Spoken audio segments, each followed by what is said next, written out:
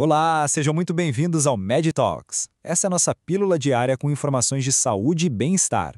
Todos os dias, pontualmente às 5 da manhã, a gente traz um conteúdo novo, sempre pensado para incentivar uma vida mais saudável através do conhecimento.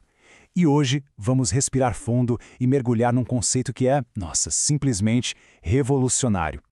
Pensem um pouco nessa pergunta, mas não como algo de ficção científica, sabe? Pensem nisso como uma possibilidade real, com base na ciência. E se essa estrutura que define quem somos, nossos pensamentos, nossas emoções, não fosse algo fixo, mas sim algo maleável?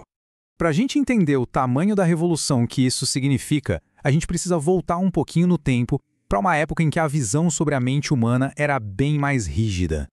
A ideia que dominava era basicamente essa. Depois que a gente passava da infância e da adolescência, o nosso cérebro estava pronto, acabado. Era como se fosse um computador com um hardware que não podia mais ser atualizado. Qualquer dano era visto como permanente e os padrões de pensamento imutáveis.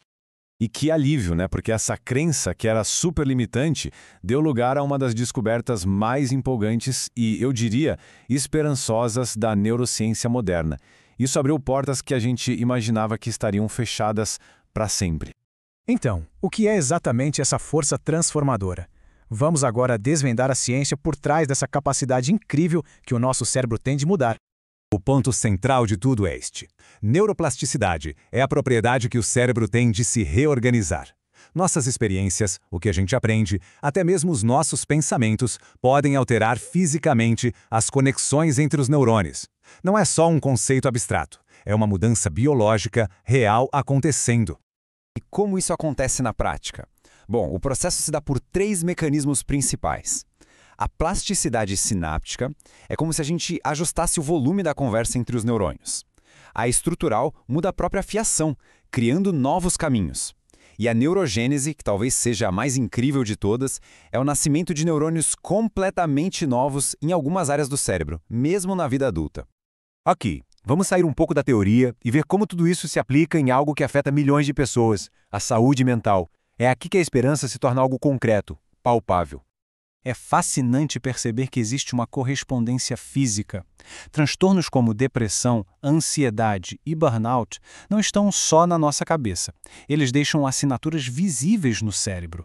E o mais importante, intervenções terapêuticas podem reverter essas alterações, normalizando a atividade e restaurando a funcionalidade dessas áreas.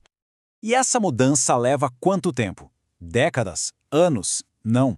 Um estudo impressionante mostrou que pacientes com depressão resistente, depois de apenas 12 semanas de terapia cognitivo-comportamental, apresentaram um aumento real, mensurável, na espessura do córtex cerebral. É uma prova física da mudança em menos de 3 meses. Isso tudo nos leva à pergunta que realmente importa. Como é que nós podemos ativamente usar esse conhecimento?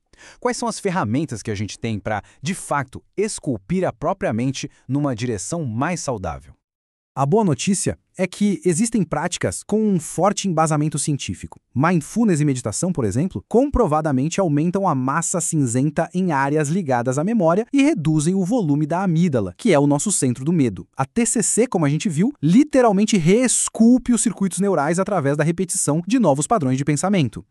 E este ponto aqui merece um destaque especial. O exercício físico regular é uma das intervenções mais poderosas que existem. Ele não só melhora o humor quimicamente, mas promove mudanças estruturais duradouras no cérebro. Chega a um ponto em que a eficácia dele é comparada a de antidepressivos em alguns casos. Agora, com tanto potencial, é natural que surjam alguns mitos, algumas promessas exageradas.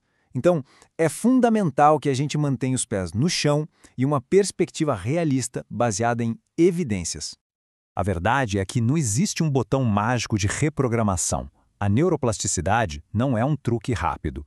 Ela é o resultado de esforço consciente e, acima de tudo, de consistência.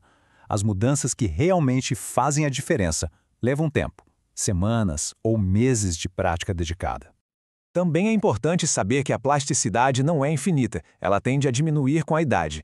Além disso, ela é uma ferramenta neutra. Do mesmo jeito que pode criar hábitos saudáveis, ela também pode reforçar padrões negativos, como acontece nos vícios. E claro, a resposta de cada pessoa a tudo isso é única. Então, qual é a grande mensagem que fica de tudo isso?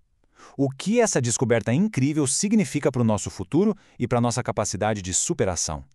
E aqui a gente chega no coração da questão. Longe de ser uma máquina estática, o cérebro é um órgão vivo que se adapta e se reconstrói o tempo todo. A neuroplasticidade nos dá uma base científica para ter esperança e, ao mesmo tempo, nos entrega uma certa dose de responsabilidade pelo nosso próprio bem-estar. Muito obrigado pela companhia nesta jornada pela mente humana. A grande descoberta, no fim das contas, não é só que o cérebro pode mudar, mas que nós temos o poder de guiar essa mudança. E para quem quiser aprofundar ainda mais os conhecimentos, fica o convite para acessar o nosso blog em med.com.br.